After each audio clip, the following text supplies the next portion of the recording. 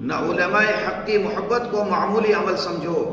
اور نہ ان سے نفرت کرنے کو معمولی بات سمجھو، کیونکہ بعض اوقات ایسے ہوتے ہیں کہ اللہ کے نیک بندوں کی محبت کی وجہ سے ایک گنہگار بندہ جنت کا حقدار بن جاتا ہے، اللہ کا محبوب بن جاتا ہے، اللہ کا پیارا بن جاتا ہے۔ اور بعض اوقات ایسا ہوتا ہے کہ ایک ایسا انسان جو بظاہر نماز اور روزے کا پابند ہوتا ہے، لیکن علماء حق سے نفرت کرنے کی وجہ سے، ان کو ستانے کی وجہ سے مردود و مبغوض ہو جاتا ہے۔ چنانچہ بہت ساری روایات کے اندر یہ بات وارد ہوئی ہے کہ آدمی کا شمار اور ان کا حشر انہی لوگوں کے ساتھ میں ہوگا جن سے وہ محبت رکھتا تھا۔ چنانچہ ایک مرتبہ ایک صحابی رسول اللہ صلی اللہ علیہ وسلم کی خدمت میں حاضر ہوئے، اور حاضر ہونے کے بعد میں عرض کیا کہ اللہ کے رسول صلی اللہ علیہ وسلم،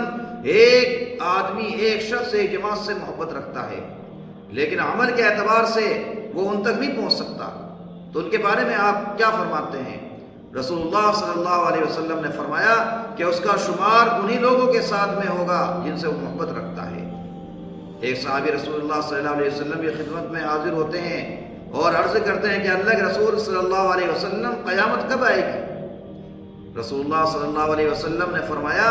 کہ تم نے قیامت کے لیے کیا تیاری کر رکھی ہے کہ تم اتنا انتظار کر رہے ہو؟ اس شخص نے عرض کیا اللہ کے رسول صلی اللہ علیہ وسلم، میں نے قیامت کے لیے اس کے علاوہ کچھ بھی تیاری نہیں کر رکھی ہے، میری تیاری صرف اتنی تیاری ہے کہ میں اللہ اور اس کے رسول سے محبت رکھتا ہوں۔ رسول اللہ صلی اللہ علیہ وسلم نے فرمایا کہ اس کا حشر اسی کے ساتھ میں ہوگا جس سے وہ محبت رکھتا ہے۔ حضرت انس رضی اللہ تعالیٰ عنہ فرماتے ہیں کہ صحابہ کرام رضی اللہ تعالیٰ عنہ اجمعین کو اس حدیث کو سننے کے بعد اتنی خوشی ہوئی، اتنی مسرت ہوئی کہ اتنی خوشی اور مسرت کسی اور چیز کے اوپر نہیں ہوئی۔ اسی لیے کسی شاعر نے کہا، حب درویشہ کلید جنت است، حب درویشہ کلید جنت است، دشمن ایشاں سزاوار لعنت است۔ اس لیے میرے دوستو، اللہ والوں کے ساتھ میں دوستی رکھنا، اللہ والوں کے ساتھ میں الفت رکھنا، اللہ والوں سے محبت رکھنا کسی بھی حال میں فائدے سے خالی نہیں ہے۔ چنانچہ ایک بہت بڑے بزرگ مالک بن دینار رحمۃ اللہ علیہ، ان کا ایک عجیب واقعہ لکھا ہے۔ ایک مرتبہ ان کا مناظرہ ایک دہریے سے ہوا، مناظرہ کے اندر مقابلہ ہوا، دلیلیں پیش کی گئی، لیکن دہریہ وہ ملحد، اس کے دل و دماغ کے اوپر کفر و شرک کی ایسی ظلمت چھائی ہوئی تھی، اس نے رٹ لگا رکھا تھا کہ میں نہیں مانوں گا۔ بالآخر حضرت مالک بن دینار رحمۃ اللہ علیہ نے اس کو چیلنج کیا کہ میں تمہارا ہاتھ اپنے ہاتھ میں پکڑ کر آگ کے اندر ڈالوں گا، ہم میں سے جو بھی سچا ہوگا اس کا ہاتھ سلامت رہ جائے گا، اور ہم میں سے جو جھوٹا ہوگا اس کا ہاتھ جل کر خاک ہو جائے گا۔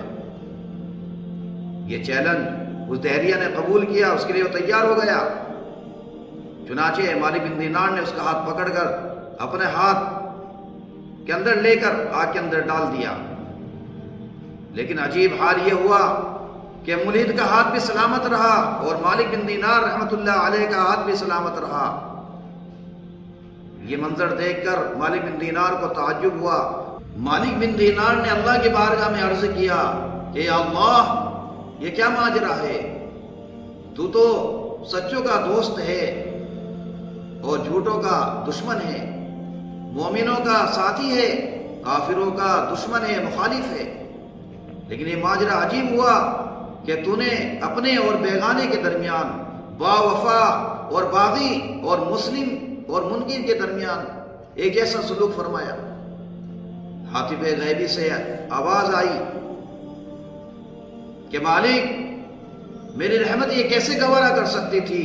کہ میں اس ہاتھ کو جلا ڈالوں جو ہاتھ میرے محبوب اور مقبول بندے کے ہاتھ میں تھا۔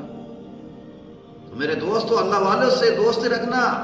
اللہ والوں سے محبت رکھنا، الفت رکھنا کسی بھی حال میں فائدے سے خالی نہیں ہے۔